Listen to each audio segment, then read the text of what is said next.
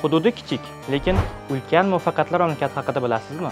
Yer maydoni O'zbekistondan kichik, tabiiy boyliklari esa 10 barobar kam bo'lsa-da, iqtisodiyoti bo'yicha dunyoda 4-o'rinda, aholisining IQ darajasi bo'yicha 2-o'rinda, robototexnika va mashinasozlik sohalarida esa dunyoning yetakchi davlati. Bu quyosh chiqar o'lka Yaponiya. Bu yurt dunyoga Toyota, Honda, Nissan kabi avtomobil gigantlari bilan tanilgan. Fan va ta'limga qo'shgan hissasi tufayli 29 ta olimi Nobel mukofoti bilan taqdirlangan. Ishsizlik darajasi 2,5%. Davlat esa har yili yalpi mahsulotining 4%ni, ya'ni salkam 200 milliard dollarni ta'lim va tadqiqotlarga sarflaydi. Yaponiya iqtisodiy mo'jizasi zamirida inson kapitaliga, ayniqsa ta'lim tizimiga berilgan ustuvor e'tibor yotadi. Urushdan keyin vayron bo'lgan mamlakat qisqa fursatda dunyoning eng ilg'or iqtisodiyotlaridan biriga aylandi.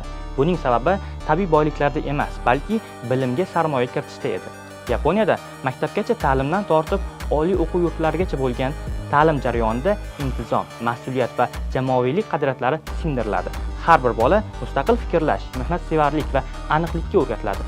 Shu bois ta'lim texnologik taraqqiyot, innovatsiya va sanoat yuksalishining asosiy drayveriga aylangan.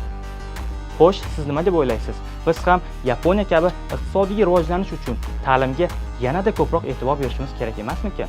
Izohlarda o'z fikringizni qoldiring.